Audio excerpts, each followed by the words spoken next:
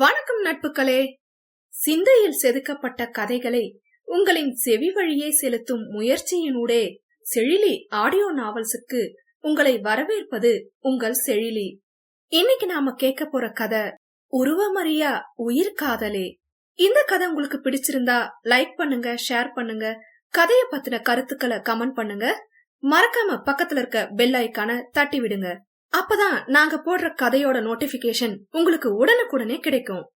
கதையின் குரலாய் நான் உங்கள் காமாட்சி. வாங்க கதைக்குள்ள போகலாம். அத்தியாயம் 4. சிந்தித்துக் கொண்டிருந்தவள் சிறிது நேரத்தில் அவ்வாறே உறங்கியும் போனாள். மறுநாள் எப்பொழுதும் போல் எழுந்து குளித்து கிளம்பி பணிக்கு செல்ல ஆயத்தமாயினர் இருவரும். அலுவலகம் வந்து தத்தம் இருக்கையில் அமர்ந்து நிதின் மற்றும் நிர்மலாவுடன் பேசிக் கொண்டிருந்தனர். அப்பொழுது ஸ்ருதிகா அங்கு வந்து சேர்ந்தாள். Hi all, today I am going to explain about our project. Are you ready என கேட்க அனைவரும் ஷூர் மேம் என்றனர். அவர்களிடம் ப்ராஜெக்ட் பற்றிய விவரங்களை கூறி முடிக்க நால்வரும் கைதட்டினர். சூப்பர் ஐடியா மேம் என்றான் மகிழ். தேங்க்ஸ் மகி என்றாள். அனைவரும் அவளை ஒரு பார்வை பார்க்க, hey guys, don't get hesitated. I am also your friend, okay? நான் எப்பவுமே என்னோட ஃப்ரெண்ட்ஸ செல்லமா தான் கூப்பிடுவேன் என நித்தினோ வாயை வைத்து கொண்டு சும்மா இருக்காமல், அப்ப செல்லமான்னு உங்களுக்கு நிறைய ஃப்ரெண்ட்ஸ் இருக்காங்களா மேம் என மொக்கை போட அவளோ ஒரு விதமாக பார்த்தாள். அதனை புரிந்து கொண்டவனோ, இல்ல ஃப்ரெண்ட்ஸ்ன்னு சொன்னீங்கல்ல, அதான் காமெடி என இழுக்க லேசாய் சிரித்தவள், ஐ மீன் பெட் நேம் வச்சுதான் கூப்பிடுவேன் என கூறிக்கொண்டு, நீங்க எனக்கு மகி, நீங்க நித்தி, நீங்க நிம்மு அண்ட் நீங்க ஹனி என்றால் நால்வரையும் கை காட்டி. அணி என்று சொன்னதும் ரகரன் அனலிகாவை பார்த்து சிரித்தான். அவளும் சாதாரணமாக சிரிக்க ஸ்ருதிக்கோ வயிறு எரிந்தது. டேய், உன்னை மகின்னு கூப்பிடுறதுக்காகத்தான் வேற வழியே இல்லாம எல்லாருக்கும் பேர் வைக்கிறேன். நீ என்னடானா அவளை பார்த்து சிரிக்கிற? உங்க 2 பேரையும் ஒரே டீம்ல போட்டது தப்பா போச்சே என மனதினுள் கருவினாள். பிறகு சரி ஓகே, இந்த ப்ராஜெக்ட் டீல் கொடுத்தவங்கள நேர்ல போய் பார்க்கணும். என் கூட மகி வாங்க, நீங்க பார்த்துட்டு வந்து இவங்க எல்லாருக்கும் எக்ஸ்பிளைன் பண்ணிருங்க என ஸ்ருதி மகிழிடம் கேட்க, அனலிகா பாத்தியா, நான் தான் நேத்தே சொன்னேனே என பார்த்தாள் அவனை. அவனோ சரி என்று அவளுடன் சென்றான். அவர்கள் சென்றவுடன் நித்தினோ, கைஸ், எனக்கு இந்த ஸ்ருதி மேல ஒரு டவுட் இருக்கு என கூற, அனலிகாவோ ரகரன் மேல ஸ்ருதிக்கு ஒரு கண் இருக்குன்னு தானே அந்த டவுட் என கேட்க, நிர்மலாவும் எனக்கும் அதே டவுட் தான் அனி, அவனை பாக்குற விதமே கொஞ்சம் வித்தியாசமா தான் இருக்கு. எஸ் கைஸ், அதே டவுட் தான். அவன்கிட்ட கண்டிப்பா ஏதோ பர்சனலா பேச ட்ரை பண்ணுவான்னு தோணுது. பார்க்கலாம், மகிழ் வந்ததும் கேட்போம் என்றான் நிதின். ஒருவேளை 2 பேருக்கும் இதுக்கு முன்னாடியே தெரியுமா என நிர்மலா சந்தேகத்தை கேட்க, இல்ல நிரு, நான் நேத்தே ரகரன் கிட்ட கேட்டேன், அவனுக்கு தெரியலன்னு தான் சொன்னான். என்னவோ, அது சரி, நீயே ரகரன்னு கூப்பிடுற என நிர்மலா கேட்க, அதன எல்லாரும் மகிழ்னு கூப்பிடுறோம். ஹே, என்னப்பா இது, அப்படி கூப்பிட்டா நல்லா இருக்குல்ல, அதான். அது சரி என்றனர். வெளியே வந்ததும் டிரைவர் கார் எடுத்து வந்து நிறுத்த ஸ்ருதி பின்னே ஏறினாள். மகிழ் முன்னே சென்று உட்கார போக அவளோ, மகி என்ன பண்றீங்க? இல்ல மேம், முன்னாடி உட்கார போறேன். அப்போ ப்ராஜெக்ட் பத்தி உங்ககிட்ட எப்படி டிஸ்கஸ் பண்ணுவேன் என அவள் கேட்க வேறு வழியின்றி பின்னே வந்து அமர்ந்தான். சற்று நேரம் ப்ராஜெக்ட் பற்றி ஸ்ருதி சொல்ல சொல்ல மகிழும் கவனமாக கேட்டான். பிறகு டீலரை சந்தித்து திரும்ப வருகையில் ஸ்ருதி, ஏன் மகி, உங்ககிட்ட ஒன்னு கேட்கலாமா என கேட்டாள். அவனோ ஒரு மாதிரியாக பார்த்துவிட்டு, கேளுங்க மேம் என்றான். என்ன இதுக்கு முன்னாடி எங்கேயாச்சும் எப்பயாச்சும் மீட் பண்ணிருக்கீங்களா? நாம சந்திச்சிருக்கோமா? என்ன இது, நேத்து அக்னியும் இதுதானே கேட்டா என நினைத்து விட்டு, இல்லையே மேம், இன்டர்வியூ அன்னைக்குதான் முதல் தடவை பார்த்தேன். ஏன் கேக்குறீங்க என்றான் சாதாரணமாக. ஓ அப்படியா, நல்லா யோசிச்சுதான் சொல்றீங்களா என மீண்டும் அவள் கேட்க, எஸ் மேம். ஏன், நீங்க என்ன இதுக்கு முன்ன பாத்திருக்கீங்களா? அட பாவி, இப்படி அநியாயமா தெரியலன்னு சொல்றியேடா. இல்ல இல்ல, நான் ஜஸ்ட் கேட்டேன் என அவள் கூற அவனும் சரி என்றான். சிறிது நேர மௌனத்திற்கு பிறகு, ஹே மகி, நீங்க சிங்கிளா கமிட்டடா என கேட்க அவனோ முழித்தான். என்னடா இது, இதெல்லாம் கேட்பாங்க? நேத்து அக்னி சொன்னது உண்மைதான் போல. எதுக்கும் இவகிட்ட கொஞ்சம் ஜாக்கிரதையா இருக்கணும். இப்ப என்ன சொல்ல? கமிட்டட்னு சொன்னா யாருன்னு கேட்பாளோ? என் ஹனிய நானே இன்னும் கண்டுபிடிக்கல.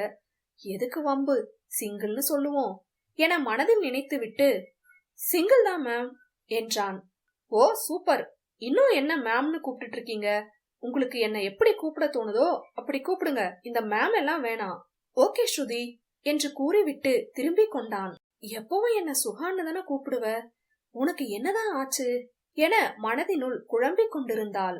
பிறகு அலுவலகம் வந்துவிட இருவரும் இறங்கி உள்ளே வந்தனர். ஸ்ருதி அவளின் அறைக்கு செல்ல மகளோ தன் இருக்கையில் வந்து அமர்ந்தான். வந்ததும் அவனை மூவரும் சுற்றி வளைத்தனர். ஹே, என்னப்பா இது, இப்படி ரவுண்டு கட்றீங்க, என்ன விஷயம்? அதுவா, விஷயம் இருக்கு.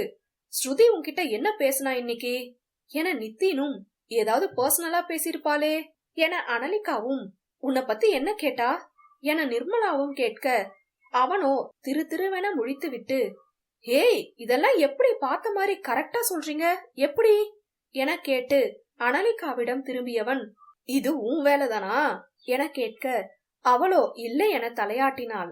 நித்தினோ, ஆமா இது பெரிய விஷயம், அவ பண்றதுலயேதான் தெளிவா தெரியுதே உனக்கு ரூட் விடுறான்னு. சரி அதை விடு, ஏதோ நடந்திருக்கு, அது என்னன்னு சொல்லு என அவனை கலாய்க்க அதில் பொறுமை இழந்த மகளோ, அட இருங்கய்யா நானே சொல்றேன். போகும்போது பெருசா எதுவும் பேசல, வரும்போதுதான் என்ன இதுக்கு முன்னாடி எங்கேயாவது பாத்திருக்கீங்களான்னு கேட்டா. நான் இல்லன்னு சொன்னேன். நல்லா யோசிச்சு சொல்லுங்கன்னு சொன்னா. நானும் நல்லா யோசிச்சு இல்லன்னு சொல்லிட்டு, ஏன் நீங்க என்ன பாத்திருக்கீங்களான்னு கேட்டேன். இல்லன்னு சொல்லிட்டா. அப்புறம் கொஞ்ச நேரம் கழிச்சு சிங்கிளா கமிட்டடான்னு கேட்டா. நான் சிங்கிள்னு சொன்னேன், அவ்வளவுதான் என கூறி முடிக்க, எனக்கு புரிஞ்சிருச்சு, அவ உன் கூட மிங்கிளாகத்தான் உன்னை சிங்கிளா கமிட்டடான்னு கேட்டிருக்கா என நித்தின் கூற, அனலிகாவோ, ரகரன் உன்கிட்ட நேத்தே நான் கேட்டேன்ல, எனக்கு தெரிஞ்சு அவளுக்கு உன்னை ஏற்கனவே தெரிஞ்சிருக்குன்னு நினைக்கிறேன், எப்பவோ பாத்திருக்கா என கூற, நிர்மலாவோ, ஏ பாரா, இவ்ளோ பெரிய கம்பெனி ஓனர் உன்னை தெரிஞ்சு வச்சிருக்காங்க, கலக்கிறப்போ என அவள் பங்கிற்கு கலாய்க்க, ஏய் அதெல்லாம் இல்ல, நிஜமா நாங்க மீட் பண்ணது இல்ல, அவ ஏன் அப்படி கேக்குறான்னு புரியல என்றான் மகள். சரி சரி, இன்னொரு நாள் அவளே வந்து டைரக்டா கேப்பா, அப்ப தெரிஞ்சுக்கலாம், இப்ப வேலைய பாப்போம் என அனலிகா கூற அனைவரும் தத்தம் பணியை தொடங்கினர். தன் அறைக்கு சென்ற ஸ்ருதியோ, கடவுளே என்ன இது, இவன் ஏன் இப்படி சொல்றான், அது எப்படி பாசிபிள், ஓகே நான் தான் முதல்ல உன்னை வேணாம்னு சொன்னேன், நாம பிரிஞ்சிட்டோம், மிஞ்சு போனா ஒரு 7 வருஷம் இருக்குமா நாம பிரிஞ்சு, ஒருவேளை அப்ப நான் உன்னை நிராகரிச்சதால இப்ப நீ என்ன பழி வாங்குறியா? நிஜமாவே உன்னை இத்தனை வருஷத்துல கொஞ்ச நாள் தேடுனேன், நீ கிடைக்கல, ஐயோ எனக்கு தலை வெடிச்சிரும் போல, பட் சாரி மகி, அப்போ கோபப்பட்டு நான் உன்னை வேணாம்னு சொன்னேன்தான்.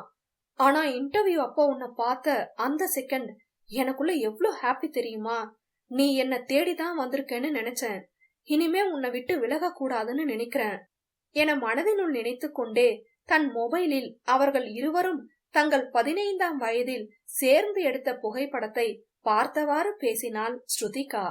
மாலை வர ரகரனும் அனலிகாவும் வீடு செல்ல வெளியே நடந்து சென்று கொண்டிருந்தனர். அப்பொழுது அங்கே சென்று கொண்டிருந்த ஒரு பெண்மணியின் அலைபேசி அலற அதனை அட்டன் செய்து காதில் வைத்தவள், எஸ் அனிதா ஹியர் என பேச, அந்த பெயரை கேட்ட ரகரனின் கண்கள் அவளையே ஏதோ அலைப்புறுதலோடு பார்த்து அவளிடம் சென்றது.